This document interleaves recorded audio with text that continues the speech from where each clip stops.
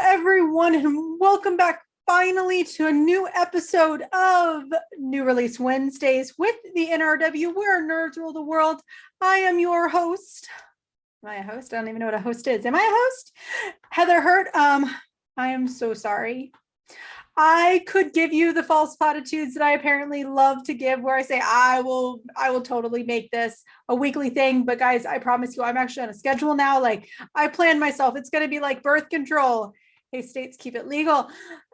I am going to put this on a schedule and a routine, and I'm going to give it to you. We need to talk comics, and honestly, with all of the crazy out there, there is one consistent, beautiful thing in our lives, and that is comics. And I'm so sorry that I am not giving it to you consistently, and wink, wink. But I am back. Just so y'all know, please support your local retailers. You know, not all of us make $1 bazillion. So some of us have to have a couple jobs plus going to school full time.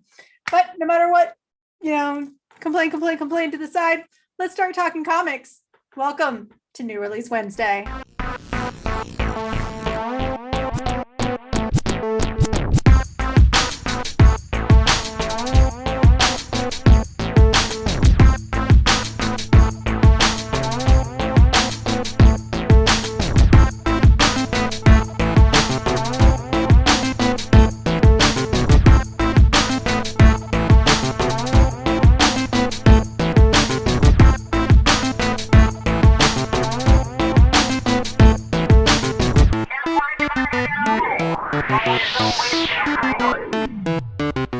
Welcome back, guys. It is Wednesday, July 6th, the first Wednesday of the month of July, and it's actually been like a whole month since we last talked comics. So let's not dilly-dally, let's jump right on in. It's a quick one this week, and crazy enough, I have 0 Marvel and 0 DC. I will say, of course, Thor comes out this weekend. Don't forget to get your tickets. Apparently, and according to the trailers, it's one of my favorite things, especially with how quickly Spider-Man just a couple months ago sold out, and how Doctor Strange had to add a whole bunch of showings. One of my favorite things from the most recent featurette Disney put out was tickets are still available for Thor. So you still have to get your tickets, guys. It comes out this Thursday, Friday, according to the posters, blah, blah, blah. But definitely go check it out. There are also some great Wednesday showings. If you're in the area, make sure you check out look up for a local showing or two. All right, once again, let's actually jump into comics. Starhenge book 1, The Dragon and the Boar, number 1 of 6. All right, now I want you to picture this with me, okay? Okay, it's gonna be very clear your mind for me. A Merlin of the future. A wizard from a distant time. Time travels back to the 5th century to stop time-traveling robots from stealing the magic, all of the magic from the universe. Yes, you just heard me correctly. Let me reiterate that and let it truly sink in. A Merlin of the distant future goes back in time to the 5th century to stop time-traveling robots from stealing the universe's magic. Don't worry, I'll wait for you to get back from your local comic shop before I continue. Like, how awesome does that sound?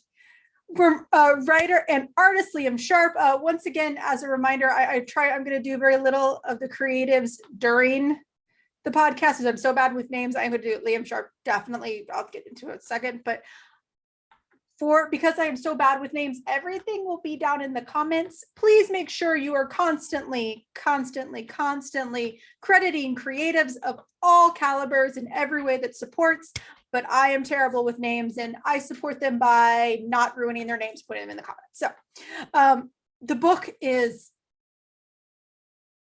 gorgeous, like beautiful. It's you're basically buying an art book that has a cute story like intermingled within it. It is absolutely gorgeous. It is narrated by Amber, who is a modern woman from current day California, and she's weaving together this story of science fiction and modern and regular old folklore into these incredible scenes. One of the best descriptors that you just see all across the interwebs is Terminator meets Green Knight in this just beautiful landscape. And that's all you need. Like it's gorgeous. It's an incredibly interesting story. And you should be reading it. Like seriously. Get it. That's Starhenge, like Stonehenge, Starhenge. Book 1, The Dragon and the Boar. Number 1 of 6. Definitely pick it up. I'm so sorry, I didn't say this at the top. It is Image Comics. It is an Image Comics one. Apparently, Liam Sharp, who is the creative, you if you've read basically Marvel, you have definitely seen his name. This has been a long time coming. He's always wanted to do this book, so like you can feel it in the soul of the book, everything that he has put into it. So definitely pick it up. All right, number 2, and we're just getting off. So we are just getting off of Stranger Things season 4, part 2. I can totally talk English. It's mostly my first language. We just came out of the release of that part. Don't worry, I'm not going to give any spoilers. This is not a Stranger Things podcast. We will not do like a review or anything. You can see that in other episodes from the NRW. But what I will say is that if you are not reading the Dark Horse Stranger Things comics, you're missing out on some content that is actually referenced within the show. There are pieces of characters that you will only see tidbits of in the show that are fully explained in comics. It's a lot like the Star Wars comics. It's technically all in canon, but you're only going to see certain things in the books, in the comics, the television shows, and the potential movie. I kind of feel like season 5 should be a movie, I'm just saying. But anyways, let's talk the summer special, Stranger Things summer special number 1. Once again, no spoilers, but we do get a lot of officers Powell and Callahan in season 4. And we kind of want to know more about them. We really, really do. We want to see how they interact with the people. We want to see them in a more day-to-day than a big cataclysmic situation like we have with everything 11 does. So who are officers Powell and Callahan? What is their life like as the protectors? Pause for dramatic effect because police. Anyway, as the protectors of Hawkins, Indiana. What is that like? Because it's Hawkins. It's definitely not all petty shoplifting, teenagers drinking after the championship game, wink, wink. I'm really bad at winking. Stop doing that on this podcast. Anyway, it's not all just the typical police things with, a big thing here and there. Hawkins is weird. It's stranger. Get it?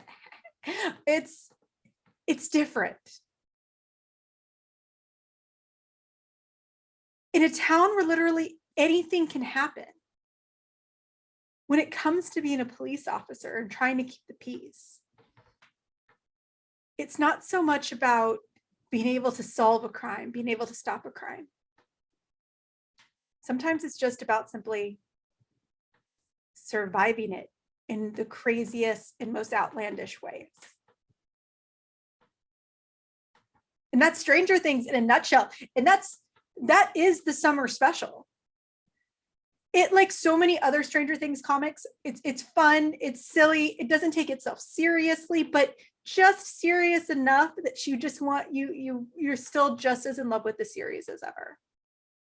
And to tag in real quick, if for those of you who want to see more of Erica, especially following her growth during the series and how she came about as to be such, she was always a badass, but how she really grew into herself in the 4th season, make sure you pick up Erica the Great. It is super good. It's one of the cutest, one of the best of all of the Stranger Things comics. You will not be disappointed. So that is number 2, which is once again, that is Stranger Things Summer Special number 1. Alrighty. And last but sweetly not least, we have an Aftershocks comic, Aftershock Comics comic. There's something killing the children. Kidding. I will definitely suggest, oh my gosh, if y'all are not reading Something's Killing the Children from Boom, you should be. But no, the actual comic, which is definitely, you can definitely feel that name just seep into it. There's Something Wrong with Patrick Todd number 1. So if you need me to repeat that 14,000 word title, it is There's Something Wrong with Patrick Todd number 1. And don't get me wrong, I do it. The book is a lot of fun. So I'm playing with the name. It's kind of a running gag now that like everything has to have like 14 words in it to make it an actual good title. But you know, you can only have so many X-Men books. I'm looking at you, Marvel. All right. So There's Something Wrong with Patrick Todd number 1. So Patrick Todd is this 15-year-old kid.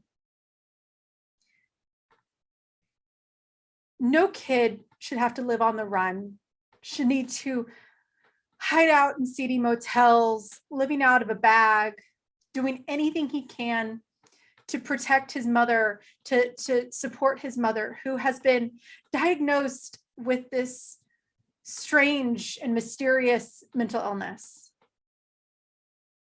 Especially when in countries like America, healthcare is so unbelievably expensive. They'll both partially stand on a soapbox and just continue with the plot.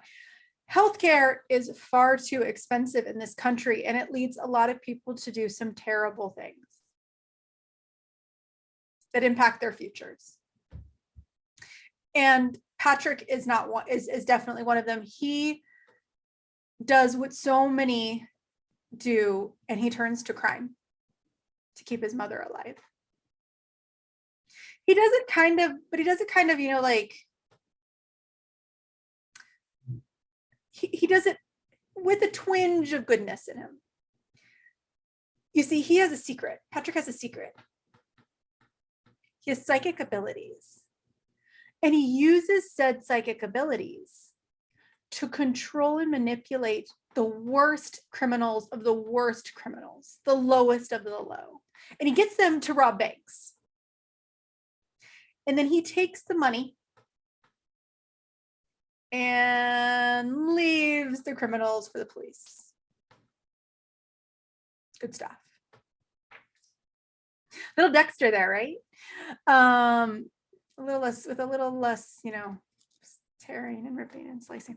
But karma's a bitch, and it is seeking Patrick out in the worst of all ways. You see, there's this killer known as Zeus. And sometimes secrets are harder to keep than you think. And when this mysterious killer called Zeus learns about it and turns his sights on Patrick, things get kind of hairy. Things are going to get kind of hairy. And the question comes down to, will Patrick be able to survive? Will he be able, if he hands himself over to the police, will they protect him? Will the police be able to catch him in time before Zeus gets to him? Can he stay one step ahead of this killer and the police? There's Something Wrong with Patrick Todd number 1. And it is a fun thriller. It is just a good time book. I've said it before on this podcast. Aftershock is so much fun. If you are not reading Aftershock Comics, you should be. Lots of great titles from amazing independent creatives, and you got to do it. Just pick it up. There's Something Wrong with Patrick Todd number 1. And with that, that's it. It's the end. We've talked comics this week, but there's so many more books on the rack, so many that deserve your time. Head over to your local comic shop, support local, support retailers in your community, support retailers. By supporting a retailer, you're supporting the creatives that you love, and their books can continue. Go buy your comics. Go pick up your subscriptions. Please, please, please, please, please, please, please. Of course, we want to thank our wonderful sponsor, Bunnies and Cream. You can still get 20% off of all of the fun, nerdy bath and body goods. Go do it. They're currently on the con circuit right now, so we wish them good luck. And but you can use our code NERDSRULE. Once again, that's in all caps, NERDSRULE, and get 20% off the total purchase of your order. And you can follow me, myself, and I over at Nerd is a Heather on Twitter. I always get this wrong for some reason. Nerd is a Heather on Twitter. Still getting it wrong, and I'm saying it right. And the opposite on Instagram and TikTok at Heather is a Nerd. If you ever want to talk comics, if you ever want any questions, if you ever have any questions for a retailer, or if you ever want to know where your closest retailer is, reach out to me. My DMs are open for you. And of course, you can follow us here. You can smack that subscribe button right in the face. Just smack it. And you can follow us at the NRW on Twitter and at Nerds Rule the World on Instagram. Okay, guys, y'all have a wonderful Wednesday. Happy New Comic Book Day. See you next week.